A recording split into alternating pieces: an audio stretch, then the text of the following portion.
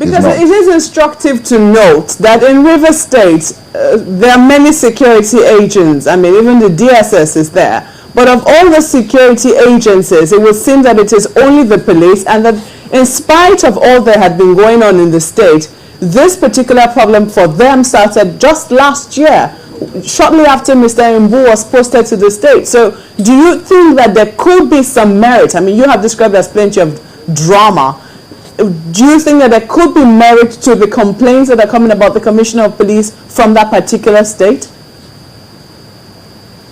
Well, before the coming of this Commissioner of Police, there has been a problem with the Rivers government and the former police commissioner. Now there's a new one. What the police are trying to say is that you don't pick and choose the people to work with. I mean, you don't appoint, otherwise you allow the governors to appoint their police commissioners. The truth is that because of personal ambition, because of what is happening in Rivers, because of the fact there is it's something that has been planned, they have decided to dramatize events, orchestrate some circumstances and dramatize events to attempt to whip up sentiments of the people. But it's not working.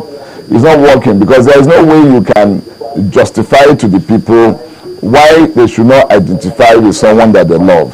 All these, their statements, everything that is happening in Rivers, the statements by APC, the defection, is an attempt to deny an individual his democratic rights. The right to stand for an election is undemocratic. What they're doing is not proper. If you do not like someone, go to the polls and defeat him. Go to elections. If he decides to run and he says he's going to run, if he wins his party primaries, then go ahead and defeat him at the polling booth, at the elections. But to attempt to stop that democratic right is completely against the principles, tenets known everywhere in the world about the practice of this democracy. I'm sorry I didn't quite get you on that particular point. I mean, it wasn't quite clear here in Lagos. But what exactly were you trying to say? Is it that you're saying that there have been no issues whatsoever for the government of Rivers State? They had a spokesperson here sometime last week, and they said that it started with, you know, the court order, or was it a court judgment that was given in Abuja when they also had another one in Rivers State, and that, you know, the police commissioner went into work immediately asking to implement one, and then before we knew what was happening, the State House of Assembly was, you know, involved in another drama which was on television. It involved a human life.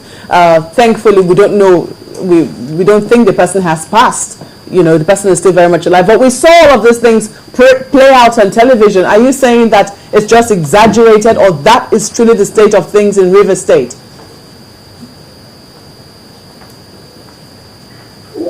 Well, we have a problem of actually hearing as well. But I must tell you something. All this started with the PDP obeying a court order that stated that the party executive is different from what we've had, and we obeyed that court order. And in doing that, we believed that the states, whatever it is, whether it's agreed, can go to court to stop it or get a different order. They have not been able to do that. And we asked for police protection for our state executive to carry on their peaceful work. What Rivers State people did was an attempt to institute illegality and cause a lot of problems for the state executive. In the course of it, they had problems in their House of Assembly. In the course of it, they've had problems, they've orchestrated problems everywhere. I think the problems are being dramatized. Why is it that a state government that produced people, a state government that had people that they've worked with, why they have an internal crisis? Is a revolt by people who belong to that system, people who were part of that system. It's an internal revolt. They've said, no, enough is enough. We don't like what you're doing. We think that you are taking personal interest above the interest of the state. And you are causing tension unnecessarily. So it's an internal revolt. It has nothing to do with other government. It has nothing to do with PDP at the national level. And the issue of court orders or picking and choosing court orders is actually Rivers State that are guilty of it. They should obey lawful decisions of the court, especially in the local governments where they describe that the Obiekpo local government chairman should go back to work and other things. They've orchestrated circumstances to stop implementation of court decisions. Well, the case of the PDP state executive, they could not, and that's why they're going about what they're doing. Well, the APC thinks otherwise. As a matter of fact, not long ago, the National Interim Publicity Secretary says that, reminding us that, look, there's no love lost between the governor of Rivers State and the First Lady. And then they wonder, why is it so difficult for the president to make a comment concerning what's going on there, either directly or through the Inspector General of Police, especially when even journalists were attacked on the day they went to cover the scenes of the Save Rivers movement rally? Well, I don't think that we can judge what is happening in the Rivers State from the lies that come from Lai Mohammed. No. You haven't seen the First Lady in Rivers State rallies. You haven't seen her issuing a statement in Rivers State. So why bring her in? Why bring... people should have respect. These are offices that should be respected, and you don't start bringing it down to what is happening in Rivers. I'm telling you that what is happening in Rivers is an internal revolt. There are people that worked with the governor, there are people that helped the governor to get elected, members of his team that revolted against his own style. And it's simple, it's an internal matter. It has nothing to do with any external aggression. So for Lai Mohammed to come here and state whatever he wants, it's the same people that issued a statement against the people of this country. The same people that say we should not confirm service chiefs. The same people that said we should not have a budget, they should not pass the budget. Do they think they're magicians? Do they think they have the strength? Democracy is not about propaganda. Democracy is about actual work. In the next few weeks, in the next 1 week, 2 weeks, we will know who is in charge of National Assembly.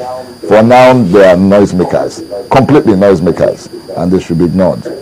Every statement that they make, every pronouncement of them should be seen what it is.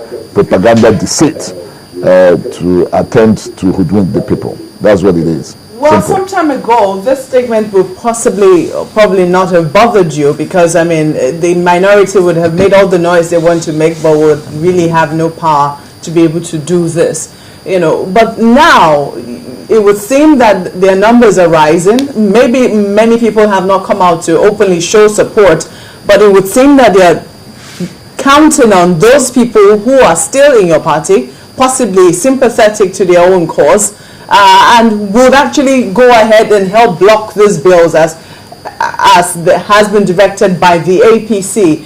Do you think that the power of the PDP, especially within the National Assembly, is withering and is something of concern to your own party?